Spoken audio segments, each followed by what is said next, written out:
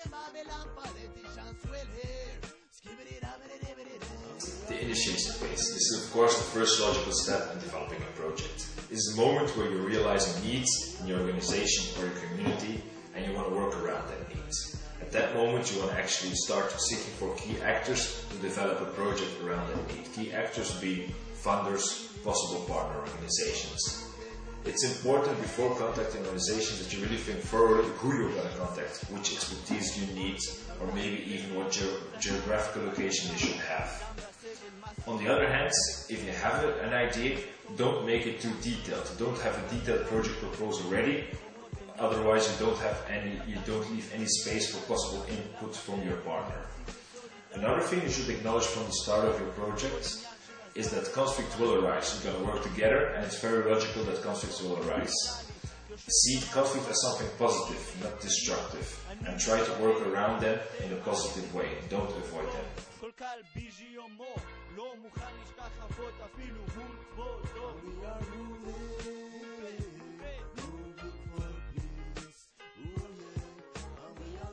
This is when the initial idea is conceived and you get together to start discussing a project.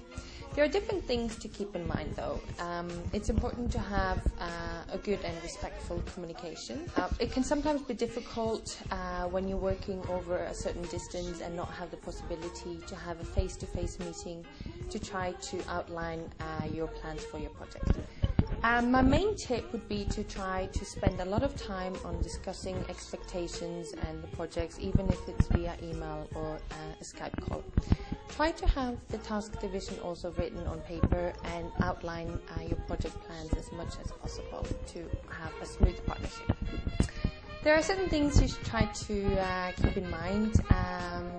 For instance, it can be very frustrating if you've sent an email and it takes some time for your partners to respond. So if you know that you will be unable to respond to emails over a certain period, let your partners know in advance. Also, for a partnership to be good, to make sure that all partners have an equal say. Most important, however, is also to have enough funds to actually implement your project, so make sure that you spend enough time on writing your proposals and application.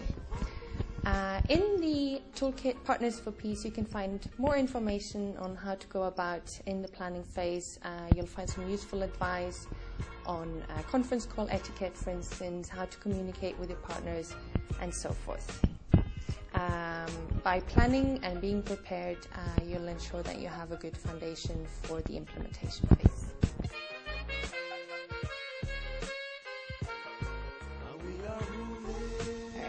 So the implementation phase of a project is definitely the most fun.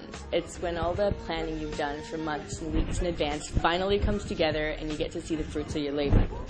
That said, there's also loads of work to be done in the implementation phase. Tons of things can go wrong at this stage, so it's important to kind of remain calm, think on your feet, and go with the flow. Things that can go wrong, I mean, there could be a hailstorm, a snowstorm, a sandstorm, who knows, causing trainers or participants to miss their flights or their flights being cancelled. But those are things that are out of your control at that point, and you just have to deal with them. The best way to deal with those things is to ensure that you've divided up tasks in advance so that each partner knows what their responsibility is and that there's no confusion as to who does what, and that you continue to work together. I mean, communication is kind of the mantra throughout this toolkit, and it's definitely true for this part of the project as well. Don't let minor things put a damper on this part of the project. Manage your individual stress levels. I mean, things are bound to go wrong. Don't let your individual stress spill over into the partnership. I know for me personally, if I get stressed out, take a few minutes, drink my coffee, and I'm ready to go again. So make sure you do that. I mean, everybody's going to be stressed, so remember to continue to have fun with your partners. Another thing is, again, communication. Have weekly, daily, in fact, meetings with all your partners where you talk about the highs and lows of that day, your disappointments, and how you can improve things for the next day.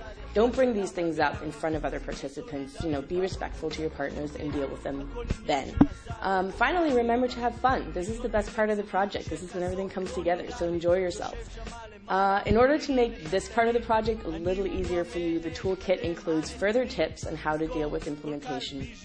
further tips on how to deal with potential crisis, as well as templates for how to divide tasks and such.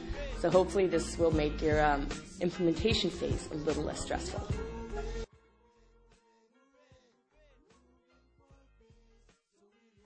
Hi. In ERDAC, we were also responsible for the monitoring and evaluation of the toolkit preparation process. And basically what you should know about monitoring and evaluation is that it is done with the purposes of recording what you actually have done, assessing the intended and unintended consequences, and analyzing whether it was effective or not. The main difference between monitoring and evaluation is that monitoring is ongoing throughout your project, while evaluation, you may want to have evaluation on the start of your project, which is called the baseline survey, then midterm evaluation to choose whether you are going on the right direction or no, and the final evaluation in the end of the project.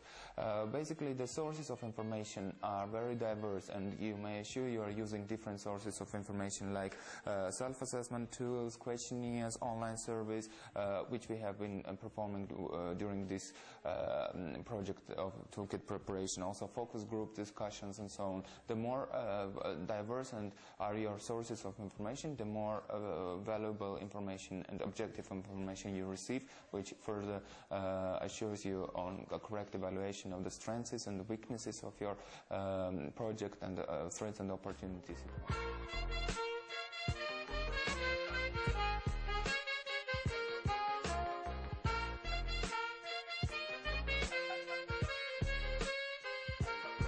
And we are moving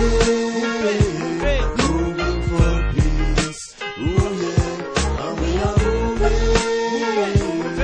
It's internationally youth them are moving for peace. Moving for peace. So will you please keep on moving. And internationally youth peace. Chechenians, Palestina, Israel, and Belgians come together in a special place in our cheek. We don't care about conditions, we are strong, physical and spiritual. It's about the message, the youth them bring through music, so no weakness. Cause these youths them are tough, we can handle anything, cause we have seen the worst in pushing and